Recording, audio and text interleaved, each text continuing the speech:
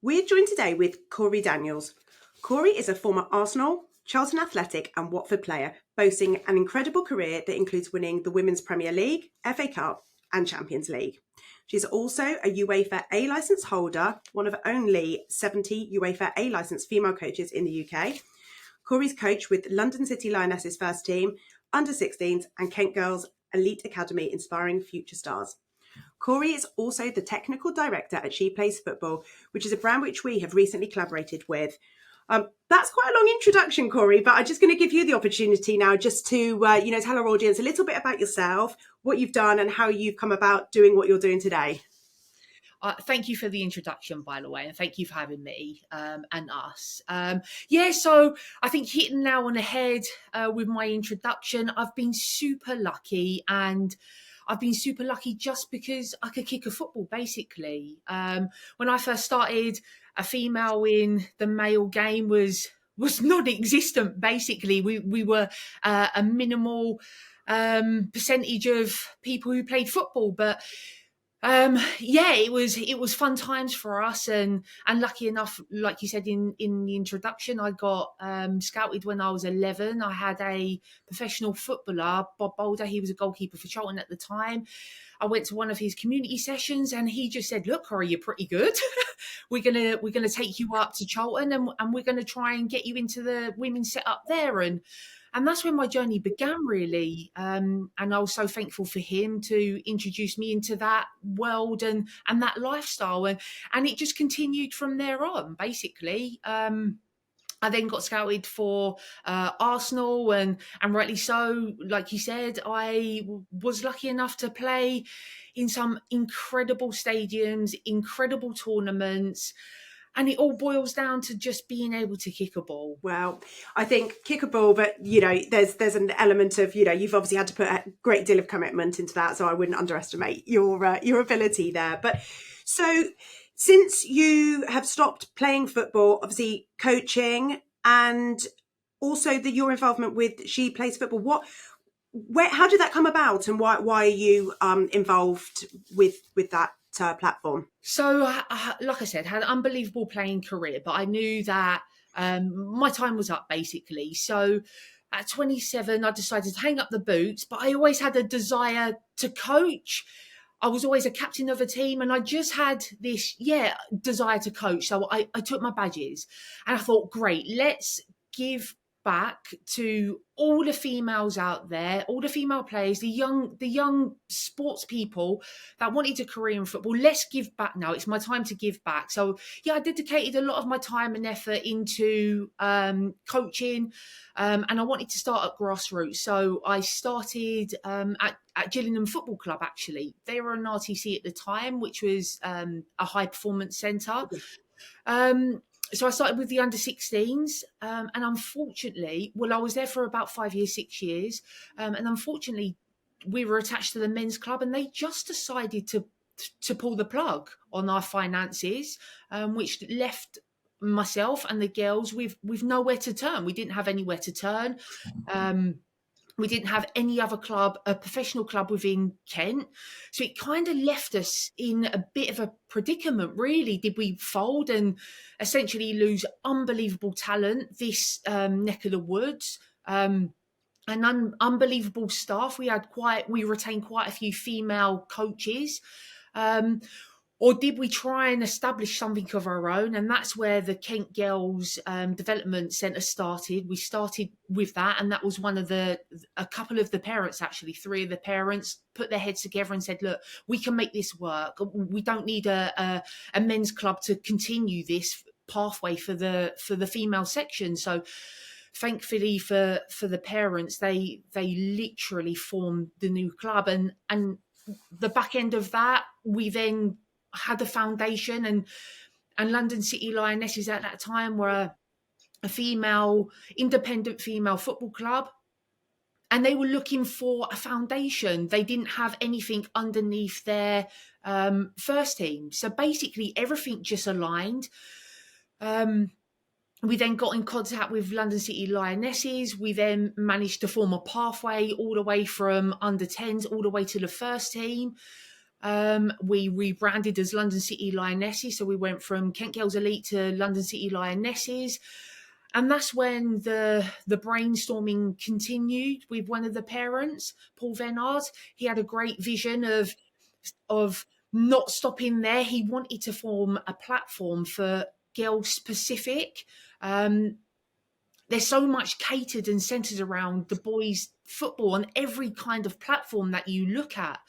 And he said, well, why don't we form something that is just tailored around females and for girls and for female coaches, and to really support us in a different format?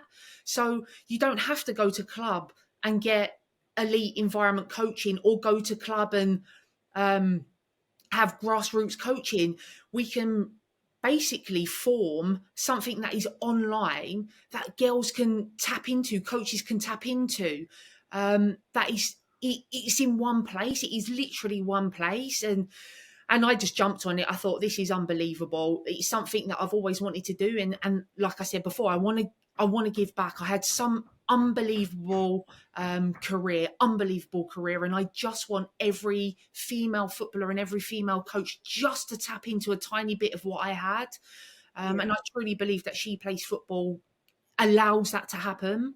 Yeah, absolutely love it. What year did the team pull the plug? So when you were at Kent and they pulled the girls, what do you remember what year that was? I can't remember off the top of my head, but we didn't see it coming, and it was a disaster. It really was a disaster. I think maybe 5 to 8 years ago, I think that's when it happened. Maybe the 8 years, we continued with Girls Elite for the 3 years, and maybe now it's been a 4 or 5 year push to London City Lionesses. But do you feel that it's still, you sort of, you've used the term of push, like it's a constant battle? Do you still feel that is the case in the women's sport, even though we've seen it grow from an outsider's perspective massively over the last few years? Is there still a struggle there? yeah, I mean, listen, from where I was and I played to where it is now, it's worlds apart, worlds apart. When I played, we had support. We did have support,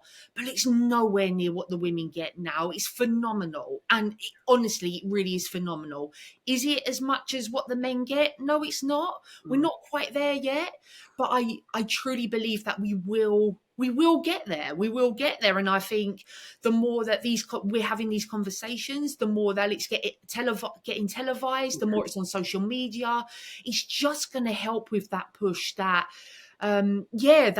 push for equality, basically. What do you see like challenges? So there obviously is masses of infrastructure in any pathway, but have you seen a shift now in sort of clubs and organisations? Because, facilities do need to be adapted for female players. We can't just, put a sign on the door saying girls, boys. Have you seen a shift in that? And where do you see the challenges are at the moment with the infrastructure for girls playing football? Yeah, so like I said, I've been to many clubs via fixtures and just been welcomed into many clubs, and the training ground, we call it a training ground, has adapted massively. When I first started, we were in a car park, in a porter cabin, no signage, no nothing. We were literally no heating, no water, no nothing. We were just left. But that was the norm to us then. I go to training ground now and there's female centres. Like, you are at a professional club that has the men's centre and the female centre attached to it. Albeit it's not as big, but it's something. It's a movement. It's a start, and that is incredible to see now. It's incredible, and the exposure now that the female game has is massive. And what I mean by that is, we're not in a car park anymore, or not at a different venue anymore. We're at the same venue that the men are at. We're performing on the same pitches that the men are performing at, albeit we might be in a slightly different area, but we're at the same training ground. And I think that's huge. It's huge. And don't get me wrong, that's not every club. Not every club is like that at the moment, but there's clubs that are making a real force, and they're making a real movement to allow us to be equal in that environment. And I think it's unbelievable. I really, really do. Well, I mean, in those circumstances, somebody's got to start, don't they? Somebody's got to start, and they've got to set the precedent and make other clubs stand up and look like, hey, this is should be the norm, and this is what we're doing, and everyone else should do it. So it's yeah, it's great that there is this change, and it's happening. So for you, obviously, I can just hear your passion, like from the career that you've had, for the game that you play. What role do you see, like, playing football and then promoting that, for just looking at girls specifically, like for the physical and mental well-being of young girls?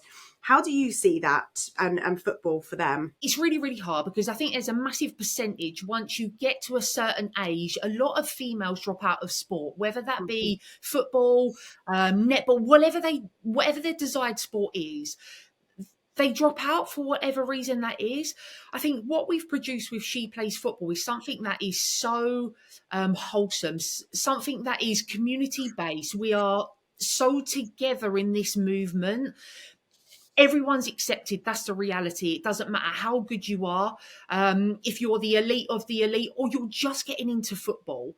I think this platform that we've created is really centered for all. It's catered for all abilities, and we're super, super proud of that. Super proud of it. I've spent some time looking at the platform, and it's just, there's such a wealth of content on there, which is amazing. And obviously you're catering on that, so educating parents and players. Sure. Is that, and coaches as well, or is it, who are you trying to target through the platform? So that's the idea. The platform initially centered and catered around for the player. But for me, it's so important that both parents and players have access to this platform. It's really important when you get coached by a coach at club. The player is getting all the information and the parents only know what the player then tells them, if that makes sense. So the parent isn't getting coached as well. So we have, it's so hard because the parent sees the game a totally different way to what the coach does. And it's really important that the information that we give is the same and they understand why we're giving the player that information.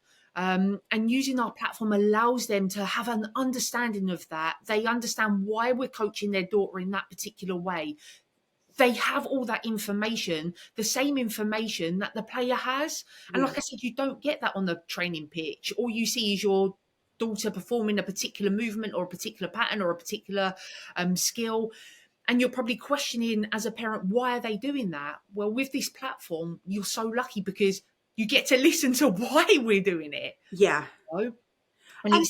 And it's really cool. Yeah. The dropout, they're obviously, $1 million question, but there is a dropout of girls playing sport. There's a dropout of boys as well, but I know it's much, much higher in the female sport. Do we know why, and is there anything being done to address that? I don't know why. I don't know why it happens. I have an idea of why it happens because I'm a female and I've been through that process. I think a lot of it comes down to support. You play sport in school. I don't think there's enough sport being played in school, but that's a different story for boys and girls. Yeah. Let me be clear. And I just think once you hit 16, you have different agendas. You want to go and do different things and experience different things in life. And I think with females in particular, I think body image is a huge thing as well.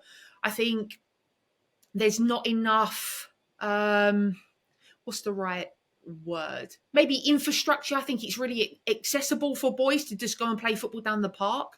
You don't really see that much for girls. Yeah. And I just think the more we normalise girls playing football, and I think that starts from an early age, and I like that younger girls are playing in boys' leagues now because now that becomes the norm. Yeah. And that's going to be a long time coming that when they get to the under 16s, girls playing against boys is the norm and we don't get these sexism comments and all the rest that we experience at the moment. And I just think the more we can dip into that, girls playing football in school against boys at school, and the more that we normalise this, I think we're going to see a massive shift and a massive movement. And it's funny you say that because I play football with boys at school and it was normal for them to see me play football with them at school. But obviously there's some that are like, oh, why is she playing? And the funny thing is now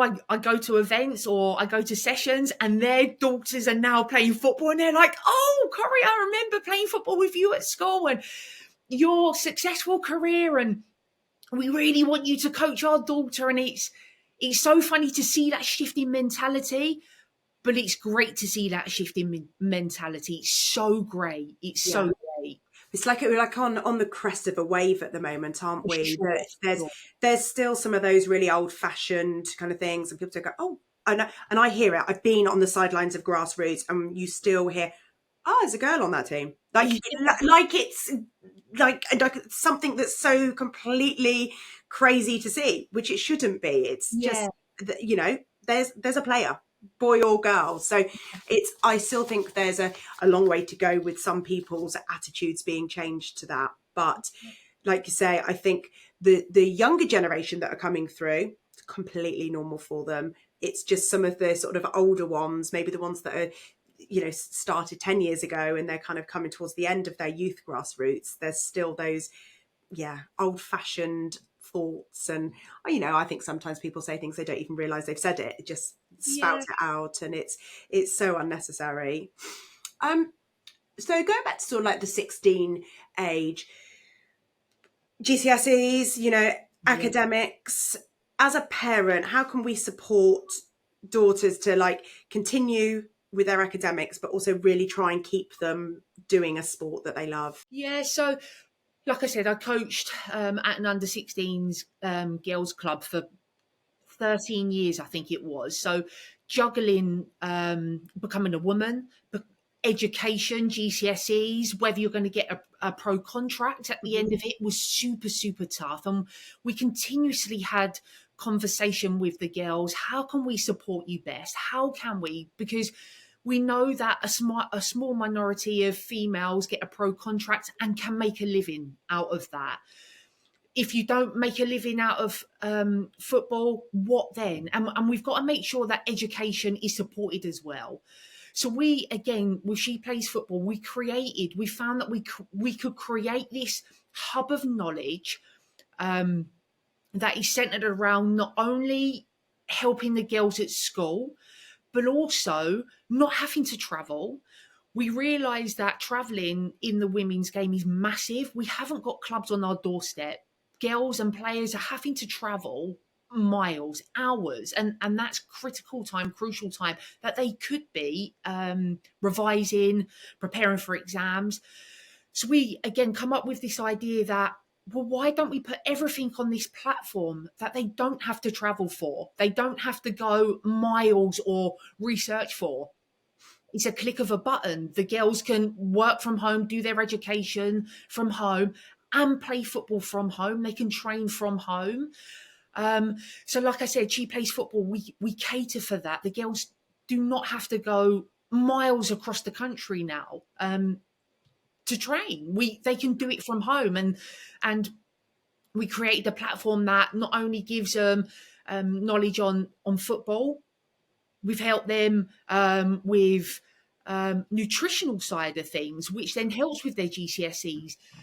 Sports science education, which helps with GCSEs.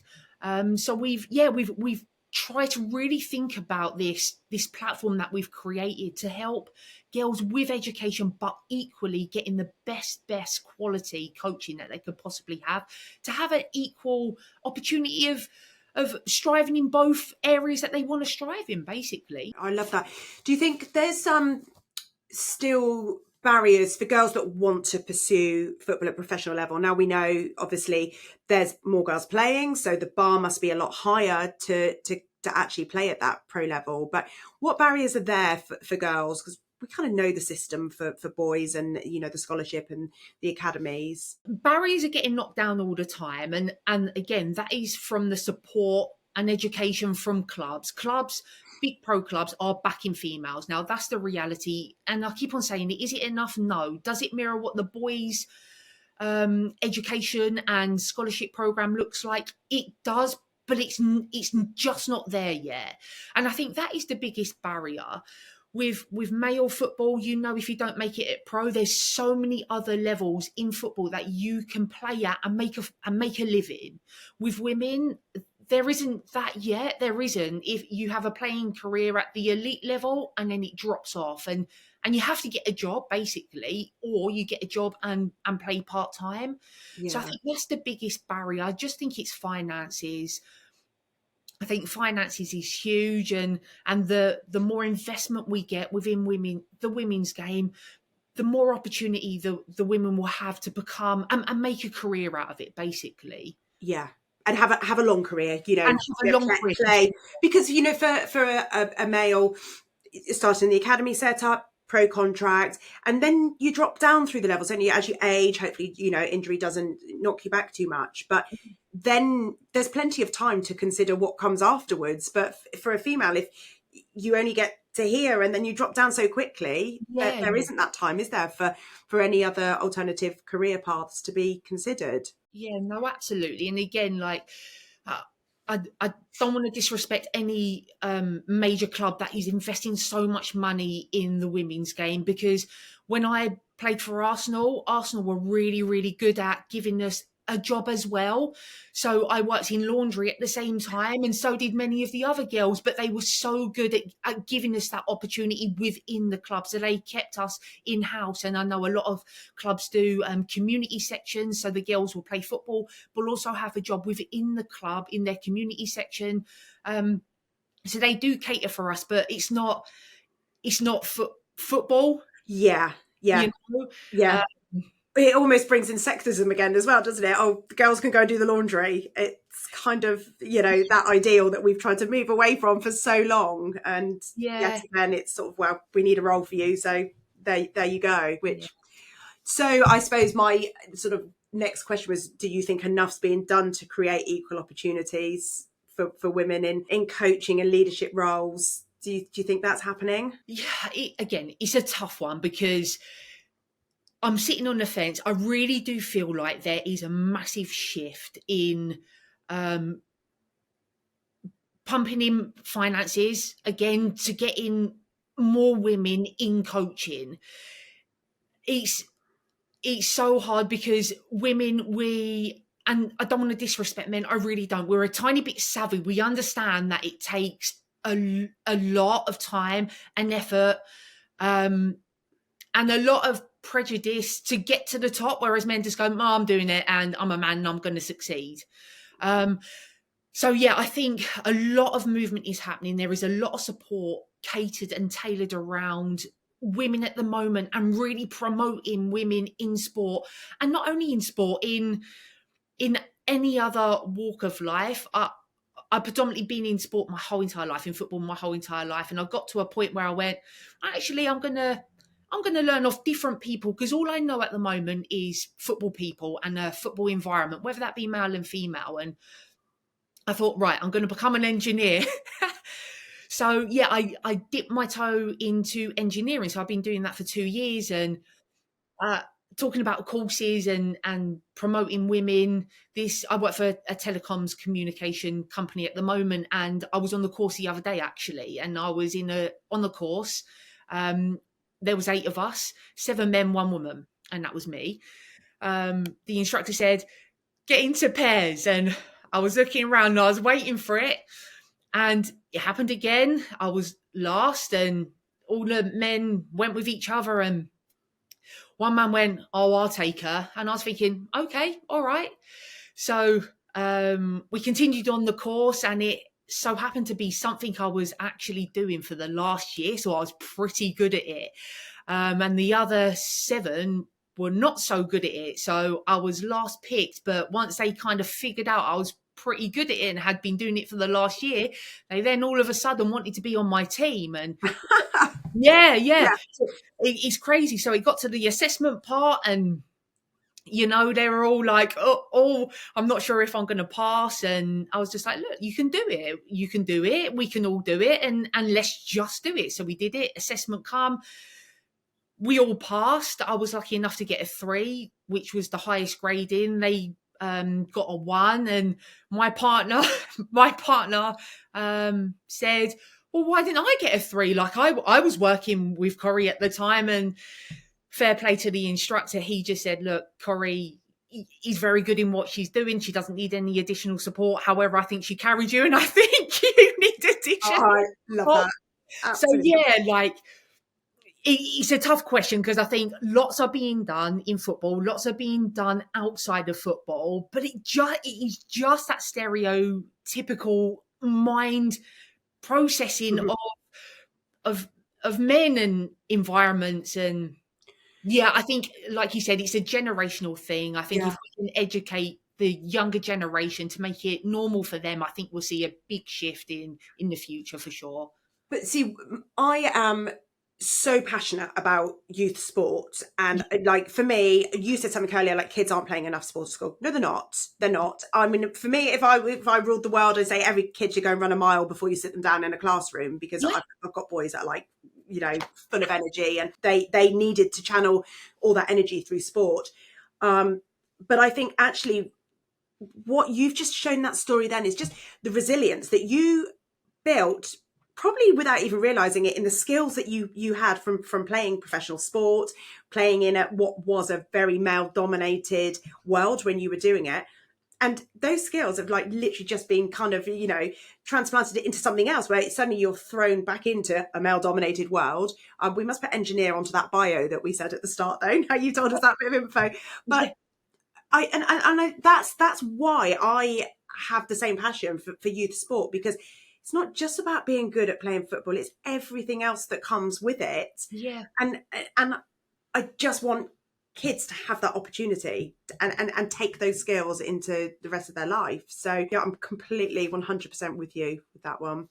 Oh, I appreciate it, and honestly, that was part of my thought process as well. Because if I can be a drop in the ocean, and just I I don't want to preach or anything. I just want to show people that everyone can do a job. Mhm. Like everyone can. It doesn't matter if you're male or female. It doesn't. And I wanted to just go into another highly dominated environment, male dominated environment, and I just wanted to be a woman and do a job and try and make it normal. I get people walking down the street and go, there's a female. And I'm like, yeah, that's normal. That it is normal. Yeah. Like it is normal. And I get children walking past going, whoa, look at her mum. And I'll give them a little wave. And it's normal. I want to inspire those children to know that your mum can do this if she wants to. Like your auntie can do it, your sister can do it. This is normal. And me playing football and coaching girls and coaching boys, by the way, because I have coached boys in the past. This is normal. Yeah. It doesn't matter if I'm female or male. We're in an environment that we're working the same, and this is just normal. Yeah. What's what's your vision for the future of women's and girls football, and how do you see that She Plays Football is contributing to that vision? So our vision in particular is we want to obviously promote female football massively. We want to promote ultimately grassroots to professional players. Mhm. But we also want to create a foundation where we can invest in coaches, where we can give out grants and yeah, just really support the up and coming generation of this sport. Like we really want to invest heavily in this.